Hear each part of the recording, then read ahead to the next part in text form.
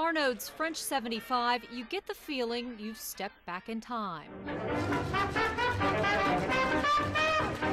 All of our cocktails have stories. They're all characters in New Orleans. Characters like the Sazerac and the Milk Punch. They're the city's signature drinks, and they're getting new life, all because of people like Chris Hanna. You want me to say the M word? Is that what? Just what do you consider yourself? Are you a mixologist? Are you a bartender? I like the word bartender better.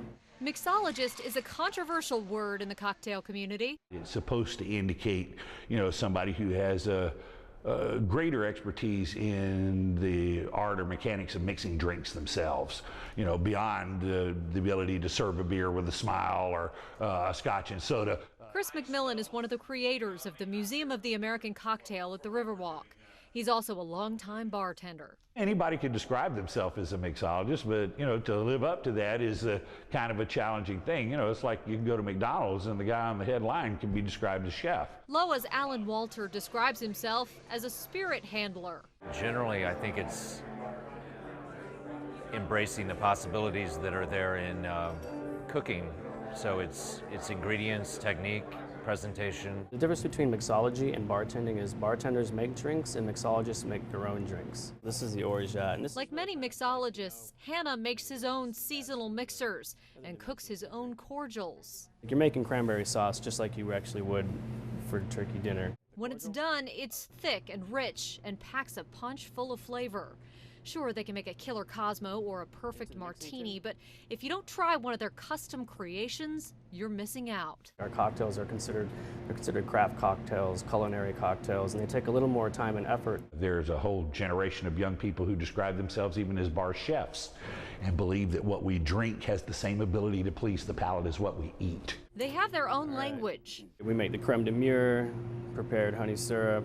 A reduction of fresh plum juice with primarily cardamom and other spices. And there's the Falernum. And their drinks are defined by what's on their underbar. Hanna has a Falernum bra and have to be or Orgeat to be. And Walter has his cooked creations in old-fashioned apothecary bottles. This has to be my favorite. What's in the roller skate?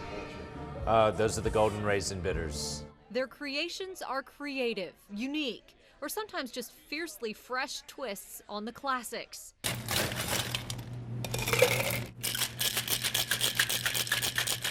You can see from the incredible exhibits in the museum that New Orleans has a long love affair with the cocktail. And despite that, it's taken a while for New Orleans to catch on to the new renaissance of the cocktail as a culinary art form. We were dominated by the Bourbon Street dynamic. Throngs of tourists looking for a quick drink and a good time. But the idea of having a cocktail for the cocktail's sake is quickly catching on. It's not just an excuse to charge more per drink. It shouldn't be. The drinks themselves take more time to prepare.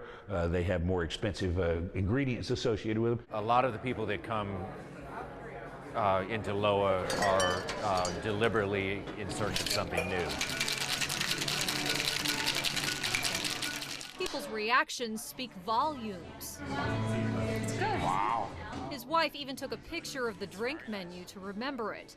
It's exactly what the bartenders, spirit handlers, mixologists, whatever you want to call them, are hoping for.